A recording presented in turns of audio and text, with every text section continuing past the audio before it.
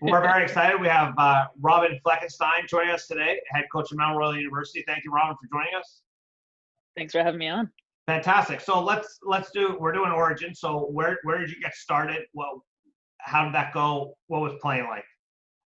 Well, I'm a Nova Scotian, so I grew up in the Annapolis Valley. For anyone who's ever been to Nova Scotia, it's a pretty awesome place. I have. It's very nice. Yeah.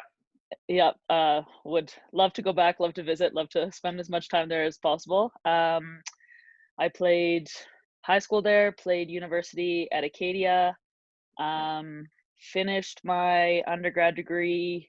I guess like the whole story is I blew my ACL in my fourth year, and started coaching at my old high school because I wasn't really sure what I wanted to do, but I knew I wanted to be involved.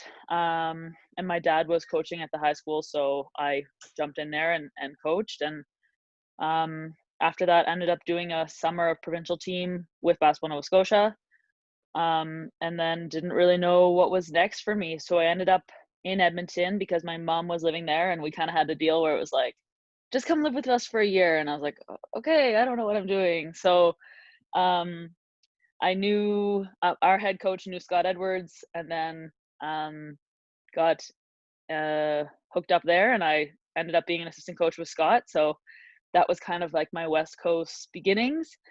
Spent 4 years there as an assistant. My last two, I also coached high school teams. Was going on my first year, shut my second year. Took a year, I guess, away from post-secondary and just coached high school, which was an adventure in itself, and decided I was going to do my master's at Vic.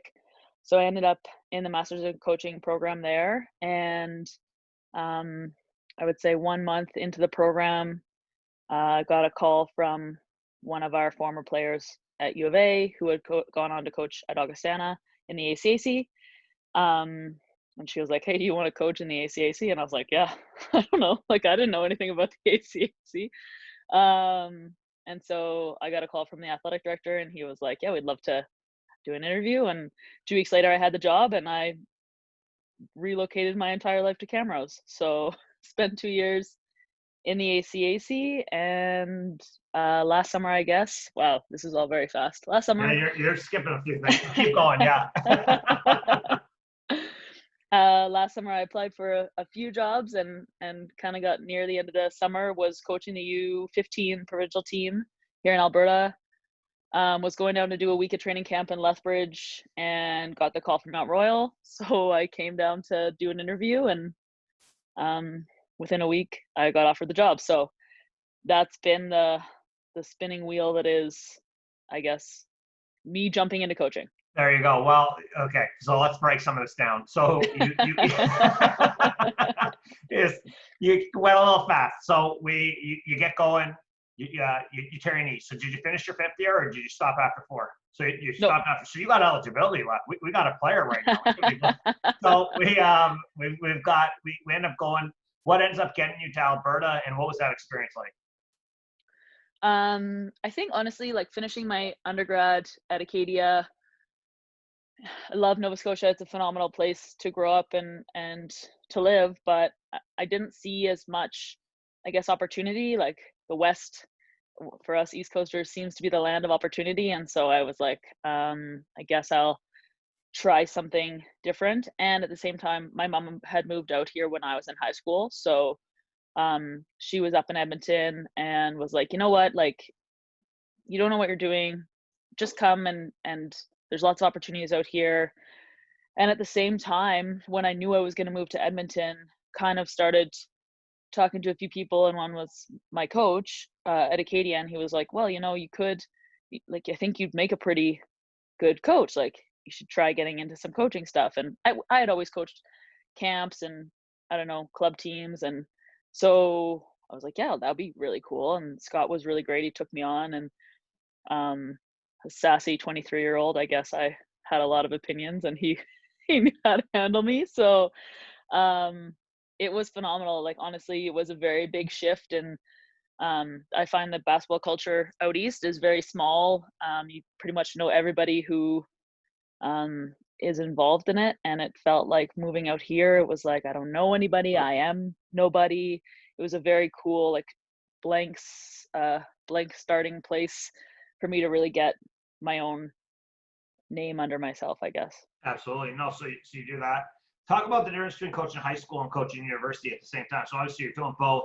What's the difference? There's got to be a difference. I'm assuming you wanted to be a head coach of a team, so that's why you were coaching high school. Yeah, I think, like, you get pretty hungry being an assistant. I think some people don't, right? Like, if you love being an assistant and you just want to do that, that's your jam, then, like, power to you. I think that's a pretty amazing space. But I was like, I want a head coach. I want a head coach. And at the same time, um, being like getting into coaching was the reason that I got hired, because I got my degree at U of A. So I got hired at SCONA and I was coaching. So that was kind of my foot in the door. And for anyone who's ever taught, you need to teach, and there's always that, what you teach and what else do you do? Are you going to like do the choir? Are you going to do a play? Are you going to coach a sport? Like, you have to do something else. So I found that was like my foot in the door. And my first year when I was at SCONA, I found it really, like, not easy, but simpler to do both, because SCONA was 10 minutes away from U of A. And so I could finish my practice and run to my second practice and do that. So I found that it was kind of like a multi-functional thing for me. I really liked coaching high school. I think the funny thing about high school is every high school is different based on kind of your like location in a city. So Shep and SCONA were extremely different situations, but it was cool because you just learn a lot about managing people, managing parents, managing a program. Like, those are all things that I think I had a lot of help in before, and so that was my first kind of step by myself. Very cool. So you go to Victoria. What's the rationale to go to Victoria and get the coaching degree? And then obviously you left early because you got the job. But what was that like? And tell us a little bit about that experience. Well, actually, I just finished my master's like 2 months ago. Oh, So fantastic. I am a grad of 2020 who gets no ceremony, You but get nothing. Yeah, it's sorry. a little bit less hard for me, I think, because I've done it once or twice. Um, like, I think the whole emphasis behind it for me was, I want to take this seriously. I do want to see if it's something that I could get into. To be frank, like, I wasn't 100% behind teaching. It was fine. Like, I liked it. I loved the people, loved the kids, but it just wasn't something that I could see myself doing for 30 years. So I figured this was like an investment in myself to learn more and to become better. I thought a lot about doing the program at U of A, but I'd spent 4 years there already, right? It felt like I wanted something fresh, like something that was going to push me a little bit and change course. That program is phenomenal. It's summers only in person, so the only time I had to live in Victoria was the months of June through mid-August. So it was just 6 weeks, twice a year, and then everything else you can do distance. So it's a really cool experience. And the nice thing is, in a way, it's not just basketball, it's every sport you could think of. So it was cool. You get to interact with a lot of different coaches that work in different places and get their perspective on things. Absolutely. Very cool. So when you start applying for these jobs, it's got to be a little bit nerve-wracking to go for these job applications. Talk about the interview process of going to Mount Royal and what it was like to actually get the job. The Mount Royal one was my third one that summer. Hey, man, So at least you're getting calls, so it's good. We'll take it. yeah.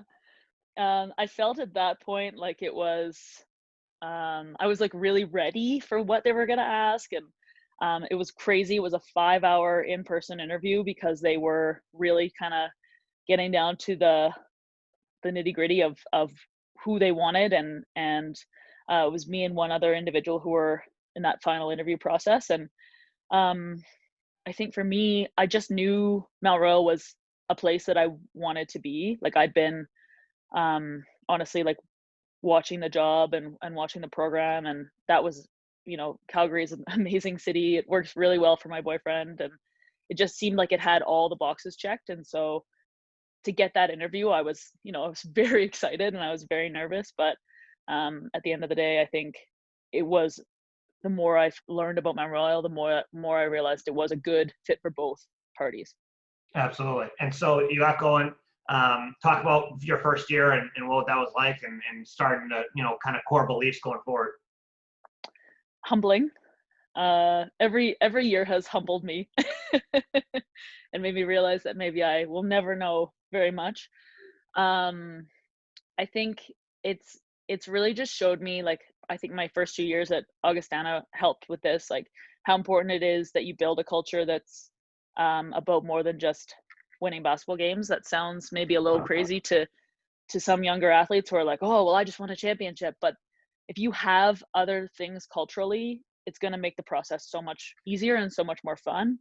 For example, I was sitting in a gym last night with some of our athletes, and we were laughing about one of the trips we went on this year when we got stuck in a van full of kids in a snowstorm. And I'm just thinking, I'm like, that's hilarious, because to go 5-15, maybe you'd think, hey, that's a tough year. There weren't a lot of happy moments, but we had a blast. Like, every single day was so much fun because we all bought into, we're going to compete in practice. We're going to make sure we're on the same page, and then we're also going to enjoy our time together. So it was cool to have a group of athletes like really buy into that with us.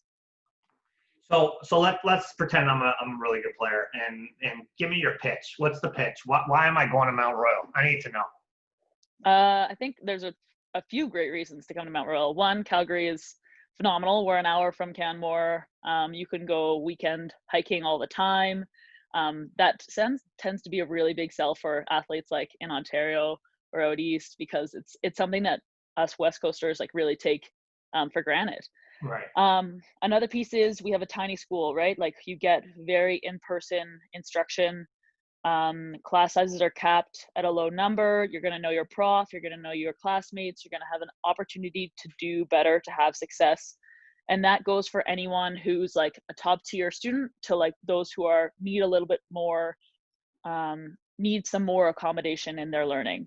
So I think that's in itself, it's phenomenal. And the reality of the world that we're in now in 2020, it sounds bonkers to say it, but not a lot of people are doing anything with 1 degree. Right? So you might as well get your undergrad somewhere where you can get great grades, where you can really learn the profs and how the system works and understand the whole big picture. So when you go on to do your master's or your after degree or whatever it is, you're going to kick butt at it because you know exactly how university works. And bigger schools, like I've been at big schools, I've been at small schools. I think bigger schools, it's easier to get lost in the process, and just to feel like you're a number in a classroom. Third piece is athletics. Like, we have a phenomenal athletic department. Both our athletic director and our manager of athletics are extremely behind staying focused on the 8 teams that we have on campus. We have 5 full-size courts in our facility. So we have 2 gyms, a triple gym, and our second gym that has 2 main courts on it. We have an athletes only weight room. We have a sports psych. We have an academic advisor who works just with athletics. We have full-time AT. We have a full-time strength and conditioning guy. Like, I haven't seen, and now obviously with a summer where you interview for a few places, you learn what some of these schools have to offer. And I haven't seen a lot of schools that have everything that we have to offer on campus. And that's a pretty great thing. So if you're an athlete that wants to improve, not just go to university and play basketball, but go to university, get better as you play, then Mount Royal is a phenomenal place. Absolutely. No, I'm excited. Let me go. I'm coming. So let's do this. Now tell me this. Your coaching staff, I think you put together a pretty good coaching staff. Talk about what it was like, what you were looking for, and then what you value in a coaching staff. Well, like, it's changed now. We had 3 individuals last year, and then moving forward into this year, we'll have 2. Did I lose you? I don't know what just happened. Oh, I don't know what happened. Here. We're good. My computer. I think for me, like, one thing that I took from Scott a lot is the importance of having a really tight-knit coaching staff and having there be a lot of trust in that situation. I think that the crazy thing was I walked into Mount Royal in August, and all the assistants were already hired. And I'm a big loyalty and honesty person, and so I felt that it was a good idea to give everyone a year to see how it worked. And honestly, I ended up with 3 of the most amazing humans on the planet. So very lucky, very happy that that was the way the year went. So I think that for us, it's just about having people who have like a growth mindset. That's a big deal for me. Is I don't want anyone in the program who's just like taking it day by day and not trying to improve themselves. Like that's a big deal. And I would say, especially for the 2 that are coming back, Josh and Mare, they're both like big time believers in growing themselves while they're growing athletes, and that's a big deal for me. Well, yeah, I mean, the better you are, the better you can help make the athletes. So it all works out. Now let's go back to younger Robyn. You're still pretty young. You're in the young age now. We'll go younger Robyn. Give Younger Robyn a little bit of advice on what she should probably have taken a look at. And she probably should have taken a little more seriously. I think for younger Robyn, I would just say, don't beat yourself up so much about the failures in life. Like I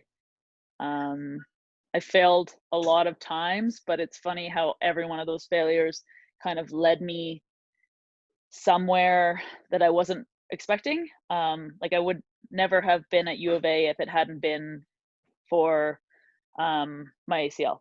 I never would have gotten Augustana if it hadn't been for keeping relationships with players. So I think there's a lot of things to be said about like maintain relationships and make sure that you're taking care of those, because it can really move you ahead in life.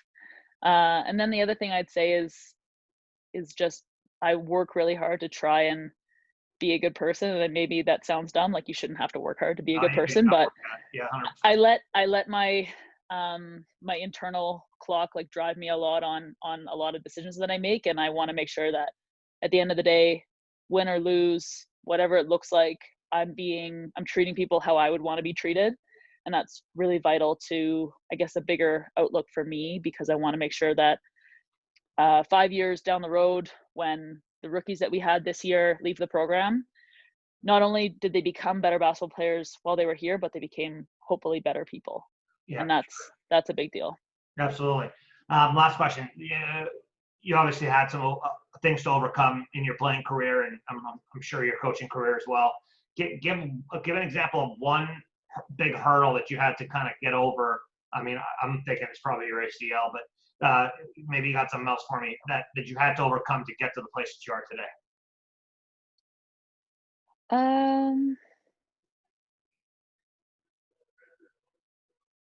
I think there's tons. Obviously the ACL is a big one. I actually did my other one 2 years ago. Just playing women's league. I got the hoop dreams and my body doesn't like it. I think like the biggest thing maybe has just been like not taking the way that other people see you so seriously. Like it can be hard when you're younger doing this, or honestly, when you're female coaching, sometimes you don't get the respect that maybe you want, but just letting those things go and having a bigger viewpoint on what really matters. And I would say in my first couple of years, like I had some battles where it was like, okay, well, you're young and you're female, like you just don't get it. And it's like, well, no, I've gone through things as well in my life. And so I think that there's lots to be said about just persevering and not listening. There's so much background noise and there's so much going on that you can get caught especially up in right now in the world. Right now, it's just all background noise. There's no actual normal noise. I mean, everybody's just trying to say crazy things, and so you just got to persevere. You got to keep grinding, and I mean, at the end of the day, you got the job. You're actually the head coach, so I mean, realistically, everybody else can kind of keep quiet if they really want to. like it worked out, you know what I mean? So thanks a lot for joining us. Really appreciate it. We want to bring a little bit of light to Mount Royal for the kids in BC, and then also I think this is good for people to kind of get to know you a little bit. You're one of the youngest head coaches in Canada, so very, very cool to see that, and hopefully your teams continue to get better. It's been fun watching a couple of the games so far, and I'm excited to see where you guys end up going. So keep it going.